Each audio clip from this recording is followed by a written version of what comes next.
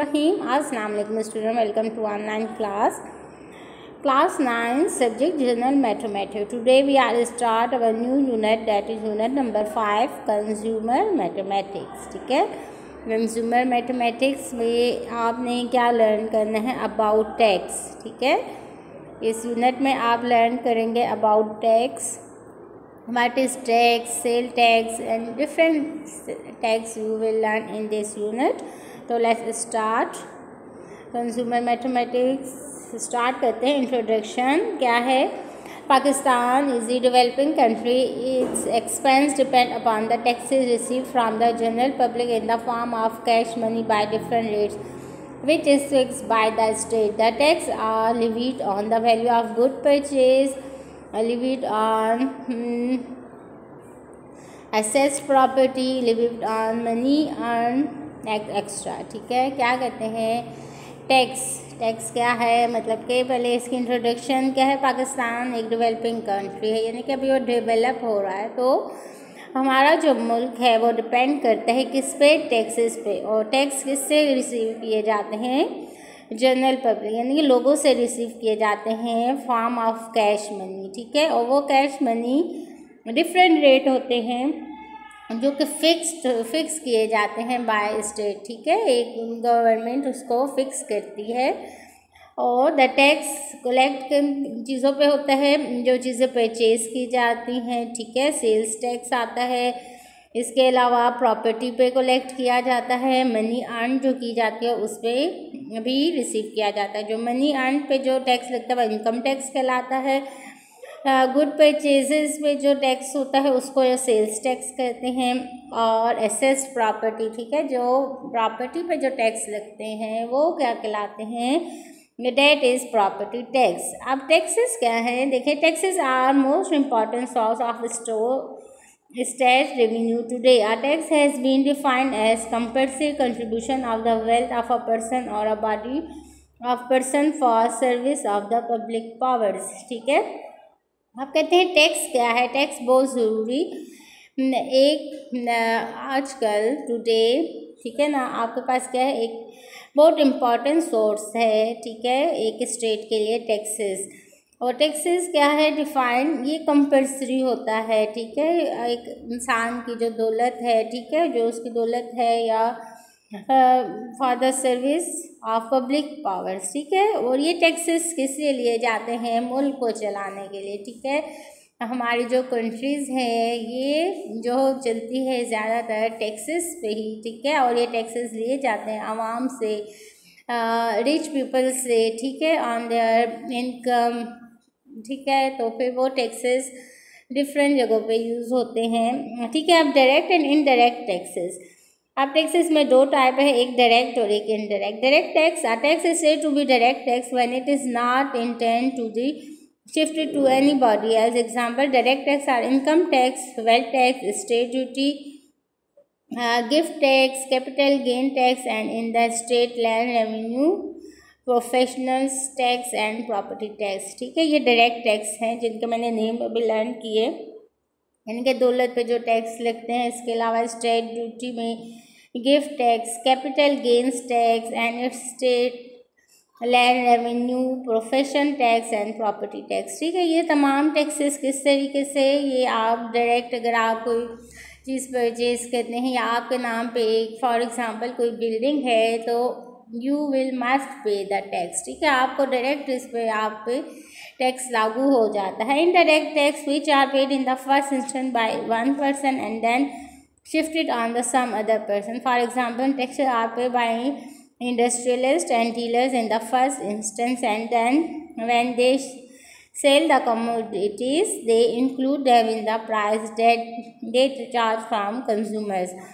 Other form of indirect tax are consumer duty or union excise duties. अच्छा जी, indirect tax आप कैसे देते हैं कि फॉर एग्जांपल आप मार्केट में जाते हैं और कोई चीज़ परचेज़ करते हैं. ठीक है ना, जो कि अब आप फॉर एग्ज़ाम्पल आप अपने लिए एक शैम्पू परचेज़ करते हैं. तो आप शैम्पू पे अगर आपने उसकी बैक पे देखा होगा तो उसमें आपके पास इंक्लूड होता है उसकी original price, then retail price होती है, उसकी सेल प्राइस होती है, उस पर सेल प्राइस के साथ टैक्स ऐड होने के बाद आपके पास एक प्राइस आ जाती है, ठीक है, वो सेल प्राइस आ जाती है और वो विद टैक्स आ जाती है।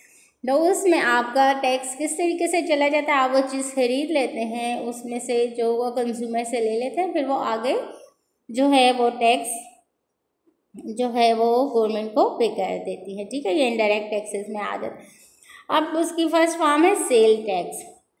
सेल टैक्स क्या है? There are 3 types of sale tax. General sales are turn over taxes, retail sales tax, value added tax, general sales tax are turn over taxes, ठीक है। अब हम करते हैं general sales tax. To calculate the sales tax, we have sale tax is equal to rate multiplied by price, where rate is equal to percentage, ठीक है ना। जितनी परसेंट आपको किसी चीज़ पर टैक्स लगेगा उस परसेंट को मल्टीप्लाई करेंगे प्राइस के पास, तो आपके पास सेल टैक्स है। अब जनरल सेल टैक्स क्या है?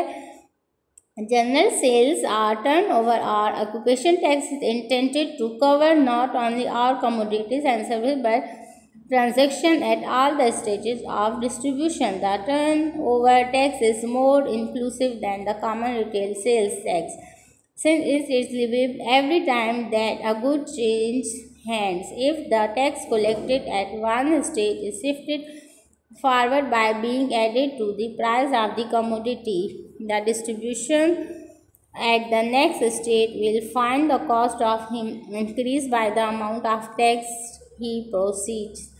अच्छा जी, क्या कहते हैं जनरल सेल टैक्स क्या होता है? बेसिकली कि ये जो टैक्स होता है ये एक क्या कलेक्ट किया जाता है कंज्यूमर से, ठीक है। जब आप कोई कमोडिटी की चीज़ आप जब परचेज कर लेते हैं, ठीक है, तो उसमें डिस्ट्रीब्यूटर ने उसमें टैक्स ऐड किया होता है, तो उसकी जो ओरिजिनल अमाउंट होती है वो मतलब कि जो कॉस्ट प्राइस होती है वो इंक्रीज़ हो जाती है बाय एडिंग द टैक्स, ठीक है।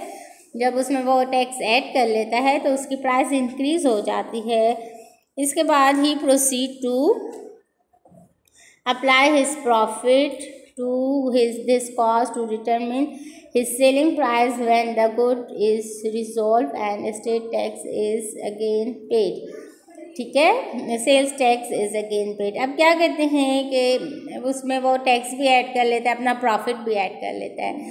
अब जब वो मतलब अपना तमाम कैलकुलेशन कर लेता है, ठीक है, कलेक्शन अपनी सेलिंग के बाद जब वो तमाम कैलकुलेशन करता है, अब उसमें जो टैक्स का पार्ट होता है, जितना % उसमें टैक्स होता है वो टैक्स निकाल लेता है और वो टैक्स पे करता है, ठीक है, गवर्नमेंट को। अब रिटेल सेल्स टैक्स क्या है? Retail sales tax is an indirect tax which is imposed by the government on commodity as a proportion of the retail price of the commodity as point of sale. At present in Pakistan its rate is 15%, ठीक है। Retail sales tax ये क्या है? ये government लगाती है, ठीक है, चीज़ों पे। और क्या है? एट प्रेजेंट इन पाकिस्तान इसका रेट कितना है? 15% है। वैल्यू एडेड टैक्स क्या है? A general tax applied at each point of exchange of goods or service from primary production to final consumption. For instance, in case of bread, the tax imposed at first stage in the form of wheat, then in the second stage in the form of flour, and finally his tax in the form of bread. All these amount paid by each buyer at different stages and finally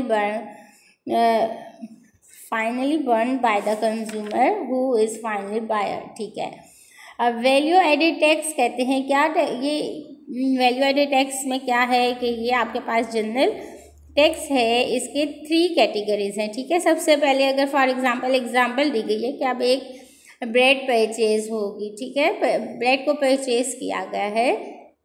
अब उसमें क्या है कि उसमें सबसे पहले तो क्या हुआ, प्रोडक्शन ब्रेड बनाने के लिए हमें क्या चाहिए होता है? वीट चाहिए। वीट जो आई तो वीट जब ली गई, ठीक है, वीट पे टैक्स लगा था, वो पे किया गया। देन फिर क्या है? सेकेंड स्टेज फ्लोर, ठीक है, फिर जब उसका आटा बना, ठीक है, आटा खरीदा गया, फिर आटे पे भी टैक्स पे किया गया। उसके बाद जब ब्रेड बन गई, अब ब्रेड जब एक बायर खरीदता है अब उस पर भी टैक्स आ जाता है, ठीक है। 3 स्टेजेस पे टैक्स, कुछ वैल्यू एडेड टैक्सेस यानी कि डिफरेंट स्टेजेस पे टैक्स पे किए जाते हैं। अब क्या एक्साइज ड्यूटी, क्या एक्साइज ड्यूटी बेसिकली क्या है, ये जो है ये बिजनेस टैक्स, इसके टैक्सेस मेजर किए जाते हैं बाय बिजनेसमैन, ठीक है।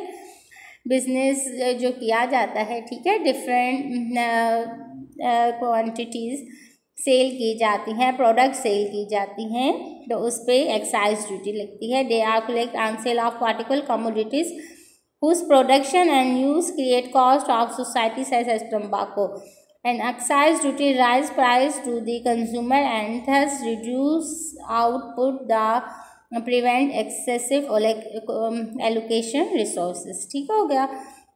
एक्साइज ड्यूटी भी टैक्स की फॉर्म है, ये किस पे है, जिस तरीके से देखिए शुगर हो गई, तंबाकू हो गया, ये जो डिफरेंट जो कि हम काश करते हैं, ठीक है ना, तो इस पे भी जो टैक्स लगते हैं वो एक्साइज ड्यूटी कहलाता है, ठीक है।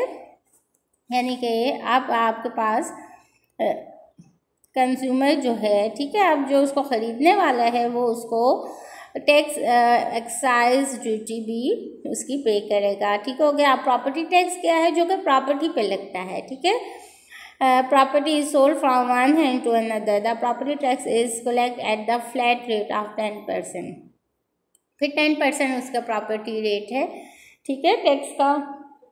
फिर कैपिटल वैल्यू टैक्स है, individual purchase real property in the urban area are acquired to right to use real property for more than 20 years are liable capital value tax which is levied 2% of property recorded value, ठीक है। Capital value tax यानी कि different capital यानी कि urban और rural area में different properties होती हैं, तो different area different tax use होता है। इनकम टैक्स क्या है, income tax is impose on the income of the individual who pay them in the first instant, they can not ordinary by shifted, but in some exceptional cases they can shift it also. For example, popular doctor may charge a high fee from his patient, or a businessman can shift his corporation income tax to be customers. Similarly, income tax imposed on salary of government employees, ठीक हो गया। अब income tax क्या है, basically जो कि income tax salaries base persons पे income tax लगता है, ठीक है, वो टैक्स देते हैं, तो उसको क्या कहा जाता है, इनकम टैक्स। तो ये हो गया तो टैक्स के बारे में चंद किस टाइप के टैक्स होते हैं। अब वो टैक्स कैलकुलेट कैसे किए जाते हैं, तो ये आपकी बुक में भी गिवन है। अच्छा जी, calculated amount of sale tax levied on various commodities, ठीक है, जो कि डिफरेंट कमोडिटी पे कलेक्ट किए जाते हैं, तो उसका सेल टैक्स हम कैसे फाइंड करेंगे। Sale tax is equal to rate multiply by price, जो उसकी प्राइस है उसमें हमारे पास सेल टैक्स की एक रेट होगा, वो हम उसमें ऐड करेंगे तो हमारे पास सेल टैक्स आ जाएगा। एक्साइज ड्यूटी का किस तरीके से आएगा, rate multiply by price of the item, then last में calculating amount of the property tax imposed on property, ठीक है। प्रॉपर्टी टैक्स कैसे, rate multiply by value of the property, ठीक हो गया स्टूडेंट्स। तो ये 3 फार्मूलाज आपने याद करने होंगे, ठीक है, इससे रिलेटेड हम क्वेश्चन करेंगे। आप स्टार्ट करते हैं। क्वेश्चन नंबर 1 कहते हैं, a person bought a new car that cost was 3 lakhs. If sales tax is 7%, what is total amount that person must pay? अच्छा जी, अब क्या है, 3 lakhs की तो वो कार आ गई, लेकिन उस पर अब टैक्स भी लगेगा, ठीक है। टैक्स के बाद उसकी कहते हैं क्या प्राइस होगी, तो स्टार्ट करते हैं। Solution, cost price 3 lakhs, 7% of the cost. अच्छा जी, अब हमने फाइंड क्या करना है, टोटल अमाउंट। तो टोटल अमाउंट फाइंड करने के लिए सबसे पहले हम इसका टैक्स फाइंड करते हैं कि 7% 3 लाख पे कितना टैक्स लगेगा, तो ठीक है, टैक्स का sale tax rate multiply by price है ना, तो 7% को मल्टीप्लाई कर लेते हैं 3 लाख से। 7% यानी कि 7/100 लिख लिया, परसेंट की जगह 1/100 और 3 लाख से मल्टीप्लाई कर लिया, तो कितना आ गया 21,000। 3 लाख में कितना टैक्स आएगा 21,000। So the person must pay अब पर्सन कितना पे करेगा, यानी कि 3 लाख की कार और उसमें 21,000 टैक्स आ गया, तो 3,21,000।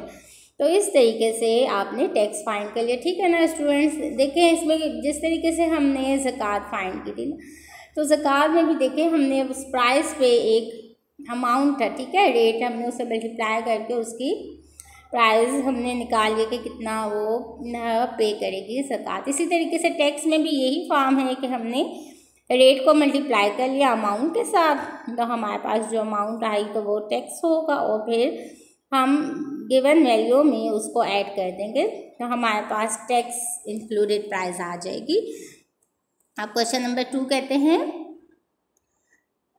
Saima bought a P4 computer system on the sale for rupees 20,000 and paid a total of rupees 21,500. How much sales tax did she pay? Also find the tax rate. अच्छा जी, अब इस question में क्या कह रहे हैं कि साइमा ने पेंटियम 4 का कंप्यूटर खरीदा, ठीक है, system on sale for rupees 20,000, ठीक है, उसने सेल किया 20,000 में एंड पेड, कितना पे किया 21,500, ठीक है, उसने खरीदा 20,000 की उसकी प्राइस थी, उसने खरीदा 21,500 में। आप कहते हैं बताएं how much sales that tax did she pay, उसने कितना पे किया टैक्स और टोटल टैक्स की परसेंट रेट भी फाइंड कर लें। तो आप देखिए क्या है, total cost of computer system 21,500, sale price 20,000, tax.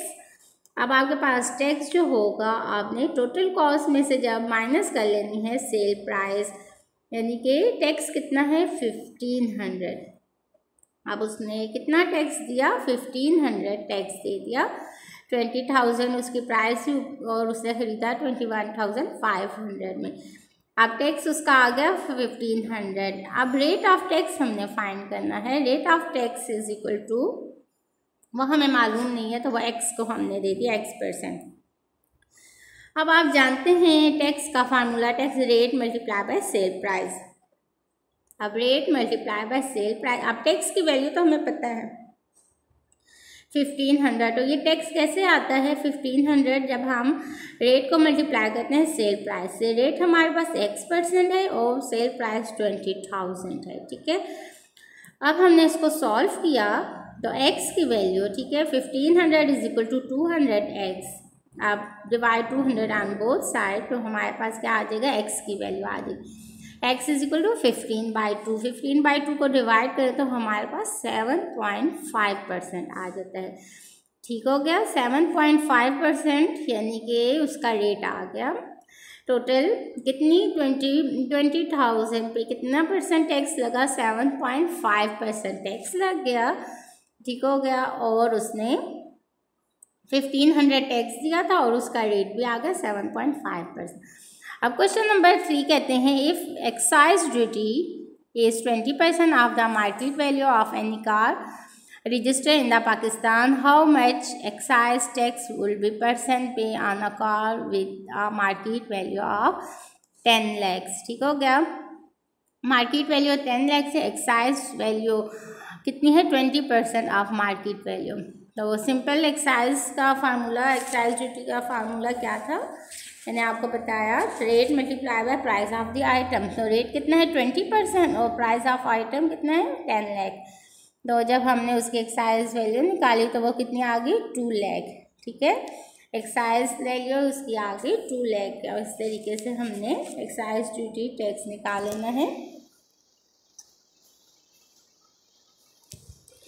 अब नेक्स्ट है आपके पास क्वेश्चन नंबर 4 में कहते हैं an artist boxed art supplies totaling rupees 7,000 and had to pay a sale tax of rupees 301. What is the tax rate? अच्छा जी, अब इसमें भी टैक्स रेट फाइंड करना है। Sale price of art supply 7,000, sale tax कितना है 301। अब tax rate हमें मालूम नहीं है, टैक्स की फार्मूला क्या है, rate multiply by sale price. Tax 301 है, रेट एक्स आ गया क्योंकि मालूम नहीं है, और प्राइस 7,000 आ गई। हमने इसको सॉल्व किया तो हमारे पास x क्या आ गया 4.3%, ठीक है 4.3%। अब x की वैल्यू क्या आ गई, यानी कि रेट कितना आ गया 4.3%। क्वेश्चन नंबर 5 कहते हैं कि अ cotton contains 10 small parts cost for rupees packs rupees 300. How much a consumer will pay to buy a pack if the government impose on excise duty by 25% on a pack? अच्छा जी, cost price कितनी है 300, excise duty कितनी है 25% of 300, ठीक है excise duty उस पर कितनी है 25% ऑफ 300, तो 75 आ गया, ठीक हो गया। एक्साइज ड्यूटी उस पर कितनी आ गई 75 आ गई। तो price of consumer for consumer, यानी कि जो प्राइस खरीदने वाला है वो कितना पे करेगा 300 पर 75, 375 रुपीज़ वो पे करेगा। तो इस तरीके से स्टूडेंट्स आपने टैक्स से रिलेटेड क्वेश्चन ऐसे ही सॉल्व करने, जस्ट उसको रीड करना है, उसमें देखना उन्होंने मांगा हुआ क्या है, फिर उसके मुताबिक आपने वो फार्मूला लगा के उसका अगर टैक्स रेट मांगे तो आप टैक्स रेट फाइंड करेंगे, अगर प्राइस मांगे तो आप प्राइस, एक्साइज ड्यूटी है तो एक्साइज ड्यूटी की प्राइस ऐड करके, ठीक है आपने क्वेश्चन सॉल्व करने होंगे। तो लास्ट में students kindly complete your all the work and send your notebook to school for checking. Okay student, thank you, best of luck.